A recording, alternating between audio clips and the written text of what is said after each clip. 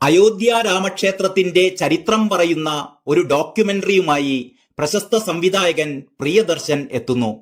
അയോധ്യയിലെ രാമക്ഷേത്ര ട്രസ്റ്റിനു വേണ്ടി ഒരുക്കുന്ന ഈ ഡോക്യുമെന്ററിയുടെ ചിത്രീകരണം ആരംഭിച്ചു കഴിഞ്ഞു. 1883 മുതൽ രാമക്ഷേത്രത്തിന്റെ ഉദ്ഘാടനം വരെയുള്ള കാര്യങ്ങൾ ഈ ഡോക്യുമെന്ററിയിൽ പ്രിയദർശൻ വിവരിക്കുന്നുണ്ട്. രാമക്ഷേത്രത്തിലെ പ്രാണപ്രതിഷ്ഠാവേളയിൽ രാമമന്ത്രം ചൊല്ലി എല്ലാവരും നിലവിളക്ക് തെളിയിക്കണമെന്ന് പറഞ്ഞ മലയാളത്തിന്റെ പ്രിയ ഗായിക KS ചിത്ര എന്തോ വലിയ മഹാ അപരാധം ചെയ്തതുപോലെയാണ് സോഷ്യൽ മീഡിയ കടന്നൽക്കൂട്ടങ്ങൾ ഇപ്പോഴും അവരെ അധിക്ഷേപിച്ചുകൊണ്ടിരിക്കുന്നത്. ഈ അധിക്ഷേപങ്ങൾക്കും അവഹേളനങ്ങൾക്കുമൊക്കെ ഇനി പ്രിയദർശനും കൂടി ഇരയാകുമോ എന്ന് മാത്രമാണ് കണ്ടറിയേണ്ടത്. ഇന്ത്യയുടെ ചരിത്രം, ക്ഷേത്രത്തിന്റെ ചരിത്രം, മുഗൾ അധിനിവേശം, ബാബറി മസ്ജിദിന്റെ ചരിത്രം, തർക്കത്തിന്റെ തുടക്കം, അതിന്റെ തുടർച്ച, തുടർന്നുള്ള നിയമ പോരാട്ടങ്ങൾ, അന്തിമ വിധി തുടങ്ങി ക്ഷേത്ര ചരിത്രത്തിന്റെ എല്ലാ തലങ്ങളിലൂടെയും പ്രിയദർശന്റെ ഈ ഡോക്യുമെന്ററി കടന്നു പോകുന്നുണ്ട്. ചരിത്ര പണ്ഡിതർ, പുരാവസ്തു വിദഗ്ധർ, പുരാണ ഇതിഹാസ പണ്ഡിതർ എന്നിവരടങ്ങിയ ഒരു സംഘത്തിന്റെ മേൽനോട്ടത്തിലാണ് രാമക്ഷേത്ര ചരിത്രത്തിന്റെ തിരക്കഥ തയ്യാറാക്കിയിരിക്കുന്നത്. പണ്ഡിറ്റ് ജവഹർലാൽ നെഹ്റു, മലയാളിയും മുൻ MP-യും ICS ഓഫീസറുമായ KK Nair, Sardar Vallabhbhai Patel, Ashok Singhal, Advani, Vajpayee, advocate Parasharan, പുരാവസ്തു വിദഗ്ധൻ KK മുഹമ്മദ്, യോഗി ആദിത്യനാഥ്, രാമക്ഷേത്ര ട്രസ്റ്റി ചമ്പത് റായ്, പ്രധാനമന്ത്രി നരേന്ദ്രമോദി എന്നിവർ ഈ ഡോക്യു ഡ്രാമയിൽ കടന്നുവരുന്നുണ്ട്.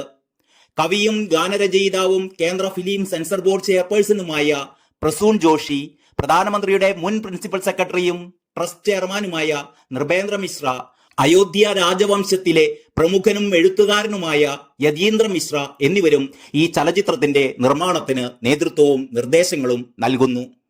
തമിഴ് സിനിമയിലെ പ്രശസ്ത ഛായാഗ്രാഹകൻ ദിവാകർ മണിയാണ് ഛായാഗ്രഹണം നിർവഹിക്കുന്നത്. രാമക്ഷേത്രത്തിന്റെ ചരിത്രം പറയുന്ന ഈ ഡോക്യു ഡ്രാമ ചിത്രീകരിക്കാൻ ഇംഗ്ലണ്ടിൽ നിന്നടക്കം പലരും മുന്നോട്ട് വന്നിരുന്നു. എന്നാൽ പ്രധാനമന്ത്രിയുടെ ഓഫീസ് പ്രിയദർശനെ സംവിധായകനായി തിരഞ്ഞെടുക്കുകയായിരുന്നു. കാലാപ്പാനിയും കുഞ്ഞാലിമരയ്ക്കാരും ചെങ്കോലും ചെയ്ത എന്റെ കരിയറിലെ മറ്റൊരു മഹത്തായ മുഹൂർത്തമാണ് അയോധ്യയിലെ രാമക്ഷേത്രത്തിന്റെ കഥ പറയുന്ന ഈ ഡോക്യു ഡ്രാമയെന്ന് പ്രിയദർശൻ പറയുന്നു. കുട്ടിക്കാലത്ത് രാമായണം കേട്ടു വളർന്ന നാളുകൾ ഞാനിപ്പോൾ ഓർക്കുകയാണ്. ഇത്തരത്തിൽ ദേശീയ പ്രാധാന്യമുള്ള വിഷയങ്ങൾ ചിത്രീകരിക്കുന്നത് അഭിമാനകരവും അതേസമയം വെല്ലുവിളികൾ നിറഞ്ഞതുമാണ്, അദ്ദേഹം പറഞ്ഞു. അതിനിടെ രാംലല്ലയുടെ വിഗ്രഹം പ്രതിഷ്ഠാ ചടങ്ങുകൾക്കായി രാമക്ഷേത്രത്തിന്റെ ശ്രീകോവിലിലേക്ക് കൊണ്ടുവന്നു.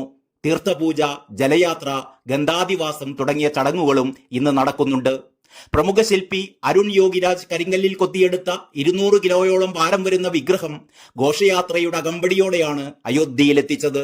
ജനുവരി 22 നടക്കുന്ന പ്രാണപ്രതിഷ്ഠയ്ക്ക് മുന്നോടിയായി അയോധ്യയിലെ സുരക്ഷ ശക്തമാക്കിയിരിക്കുകയാണ്.